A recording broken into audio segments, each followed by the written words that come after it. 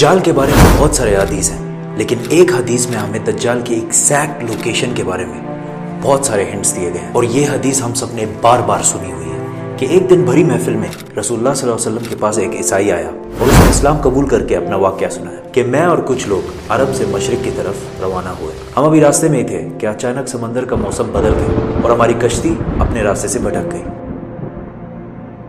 एक महीना इधर उधर भटकने के बाद समंदर ने आखिरकार हमारी कश्ती को एक जजीरे के पास ला खड़ा किया। बड़ी कश्ती डॉक करके हम छोटी कश्तियों के जरिए उस जजीरे पे पहुंचे और वहां हमारी मुलाकात एक अजीब किस्म के मखलूक से हुई जो बिल्कुल काला और जिस्म पर बहुत ज्यादा बाल थे उसके, और उसने अपना नाम जस्सासा बताया। हमने उससे पूछा तुम क्या चीज हो, क्या मखलूक हो? उसने बोला मुझे छोड़ो, वो उधर एक मंदिर है, उधर जाओ, वहां एक शख्स तुम्हारा बहुत शिद्दत से इंतजार कर रहा है। अंदर हमने एक शख्स को जंजीर में बंधा हुआ देखा और उसने हमसे 3 सवाल पूछे कि मुझे बेसान के दरख्तों के बारे में बताओ, क्या उसमें कोई फ्रूट फल वगैरह है? हमने कहा बिल्कुल, वहाँ बहुत फ्रूट्स फल वगैरह है। उसने कहा बहुत जल्द वहाँ कुछ भी नहीं होगा। फिर उसने पूछा मुझे लेक ऑफ तबरिया के बारे में बताओ, क्या उसमें पानी है या नहीं है? हमने कहा वहाँ बहुत पानी पड़ा हुआ। उसने कहा बहुत जल्द ये भी खुश्क हो जाएगा। और फिर उसने कहा मुझे उस उम्मी पैगंबर के बारे में बताओ, क्या उसने अभी तक? हमने बताया कि वो मक्का से निकलकर मदीना में आबाद हो चुका है।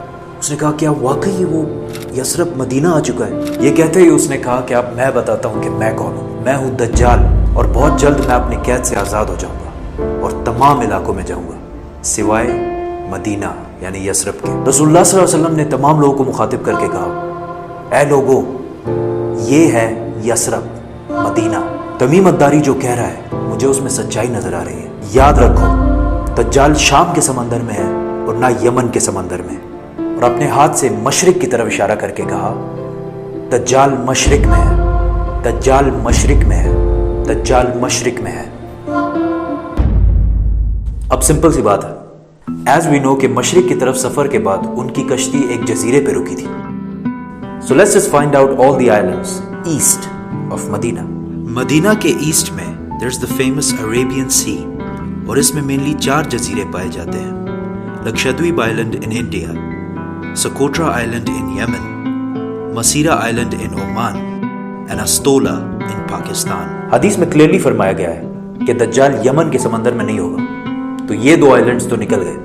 रसूलुल्लाह सल्लल्लाहु अलैहि वसल्लम ने मदीना में जो मशरिक की तरफ इशारा किया था, अगर उससे हम एक सीधी लाइन खींचे तो वो बिल्कुल अस्तोला आइलैंड के ऊपर से गुजरती है। और जब जसासा ने उनको उस जजीरे पे एक टेंपल मंदिर की तरफ भेजा था, तो इस जजीरे पे एक मंदिर टेंपल के कोई रिमेन्स तो होने चाहिए। इंडिया के इस आइलैंड में तो ऐसा कुछ भी नहीं है, लेकिन पाकिस्तान के अस्तोला आइलैंड में पता है क्या है?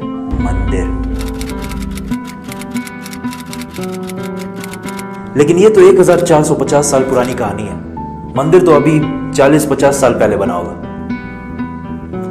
2000 साल पुराना मंदिर, और मंदिर भी किसका?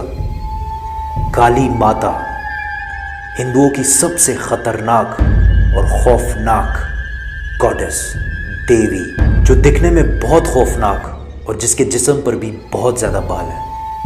कुछ याद आया? जस्सासा।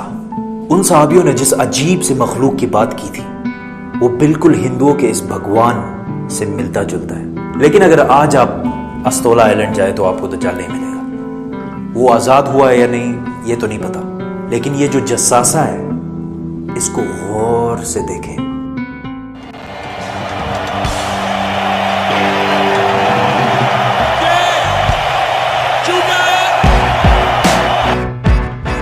नाइनटीन 1970 के अमेरिकन म्यूजिक इंडस्ट्री के सबसे बड़े बैंड्स में से एक बैंड रोलिंग स्टोन्स है।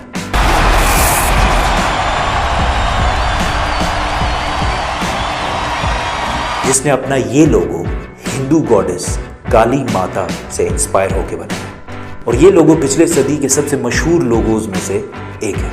और रोलिंग स्टोन्स बैंड को one of the greatest of all time माना जाता है।